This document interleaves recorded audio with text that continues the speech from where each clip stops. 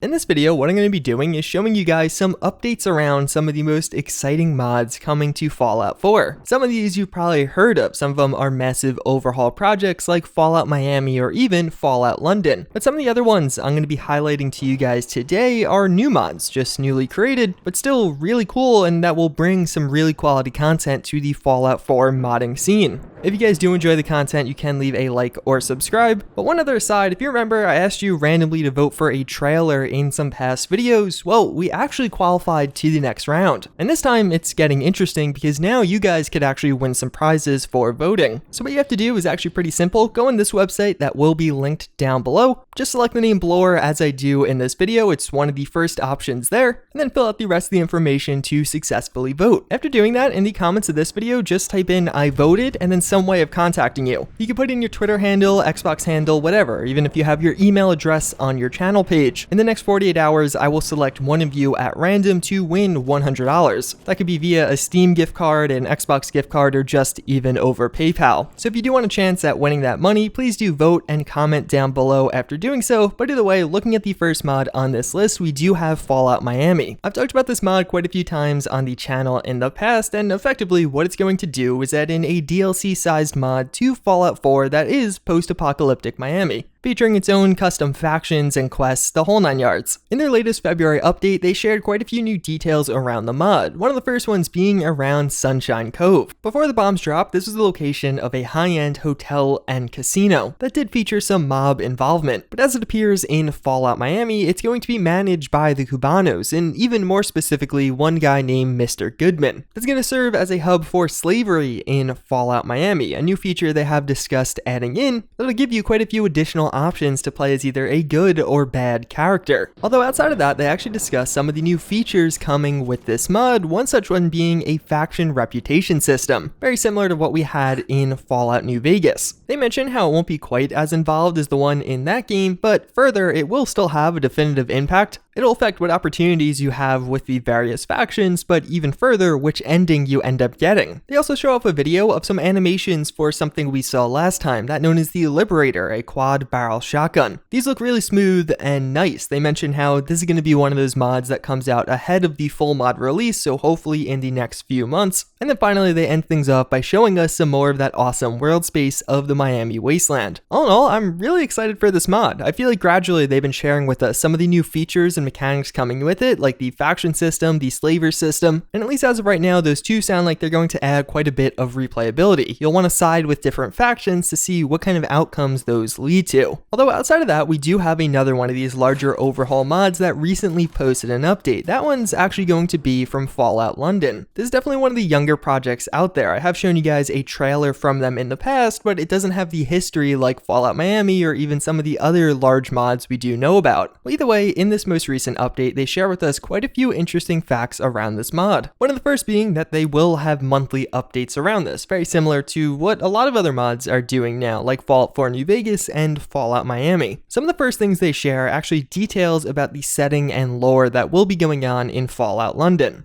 It's going to take place just after the liberation of the Boston airport in Fallout 4 by the Brotherhood of Steel. It seems as if this is going to mostly be so you actually have a means of traveling in between these two locations. They do actually share how the plane you're going to be using is going to be created by Tenpenny, that guy from Fallout 3. Him being a rich dude, of course he had some reason for having a plane, but now we will gain access to it at least somewhat. But as far as the content of the mod itself, it's going to be very gang focused. Prior to the events that we actually experienced, there was a gang war in Fallout London, that being between the Isle of Dogs Syndicate versus the Normans. The Isle of Dogs Syndicate ended up getting help from another gang known as the Vagabonds, and ended up winning that war. We effectively go to the location where this all went down, except 10 years after it ended. We get to see some screenshots of some of these major locations. This is going to be the Isle of Dogs, a real-life location on the east end of London, and one of the cool parts about this is they actually mention how they tried to make it fairly realistic and true to form. And naturally, this is going to be the home of the Isle of Dogs Syndicate. But there are going to be other gangs also located here, the Vagabonds, that aren't nearly as powerful, but the leader definitely wants to get that power back. I wouldn't be surprised if that's one of the quest lines you do have available here, and we actually see some images of their leader. Although we do also get a look at some more focused stuff, such as the Bren gun. This is an iconic British weapon that will be coming with this mod, and even further, hopefully releasing before the full mod releases, similar to how a lot of these other mods handle it. And then also one that I personally just really like, it's actually going to be a food and asset overhaul for all British things. A retexture of certain existing items to make them fit more with the British history that we will be seeing. All in all, this sounds really cool to me. This mod is again very young, it's in its infancy compared to a lot of these other ones, but hopefully through these monthly updates we will see as progress continues, and of course they are recruiting. I will have a link to their Discord down below if you guys are interested. Although outside of all of that, we do have several other mods to show you, on a smaller scale, but definitely not small, and also probably releasing a bit sooner. They could hold us over for some of these larger projects. One of the first ones is actually going to be a new settlement pack, at least to start off with, adding in the Fallout Tactics Humvee. You've probably seen this piece of art from Fallout Tactics. It just tends to get passed around various communities, and somebody is actually adding this into Fallout 4, but with a ton of customizability and modularity. There's going to be several different ways you could build this out, and based on some of the screenshots and videos he does show, it looks cool even if you've never played Fallout Tactics or know nothing about it. At least on its initial release, it will just be static settlement items, but in the future he does mention there is the potential for a proper working vehicle. But speaking of some of the older Fallout games, you guys might remember to the last time I showed you some work in progress or upcoming mods, I showed you this helmet. This is the OG Advanced Power Armor helmet from Fallout 2. And I mentioned that along with this, the mod author was planning on recreating the full power armor set. Well, now we see some very work in progress screenshots of that, and it looks pretty cool. If you compare it to some images of that power armor in game, it does look fairly similar, like a nice faithful recreation. Obviously that screenshot is very work in progress, but this one's cool. I'm excited for this one. I really love that we've been seeing kind of an uprising of mods bringing content from those old top-down games to the now 3D engine. But then alternatively, if you want something a little bit more modern, we do have the L115A3, that being a new sniper rifle coming to Fallout 4, and this thing actually looks fairly high quality. We have quite a few screenshots of the rifle itself as well as some close-ups of the scope. Thinking back, it's actually been a fairly long time since we've seen a modern sniper rifle like this make its way into the game, and I like it. It looks cool. Playing from a range or with rifles like this is one of my favorite ways to experience the game, and if done right, this definitely could be one of the very popular mods, as many of its predecessors in the same category have been. And we do have some more updates on the Concrete Jungle. This is a mod I showed you guys quite a while ago, and you can download it right now. It's a very ambitious and honestly pretty epic overhaul of Sanctuary Island, adding in what is effectively a massive city there. Well, what we're seeing here is actually an update to that existing mod, adding in quite a few new features and really just an overhaul to the original version. There honestly isn't a ton to say about this. It's making it bigger, it's adding in some new buildings, but overall, each time I see the mods like this, I'm just somewhat in awe. This is a pretty crazy creation, and it honestly is pretty awesome to experience it in game. I always enjoy sharing these ones because I feel like these mods are particularly unique. They're unlike a lot of those other ones we have out there, and it does create a pretty cool and unique experience to explore them. Then we have some boots, which at first glance you might be like, JuiceHead, why are you showing me a picture of a boot? Because this is the only image I have to share with you around this mod. Well, really, one of the main reasons is it's being made by Nero, the mod author of, well, these mods. As you notice, many of those are some of the most highly liked and downloaded armor mods and just mods in general we've seen for Fallout 4.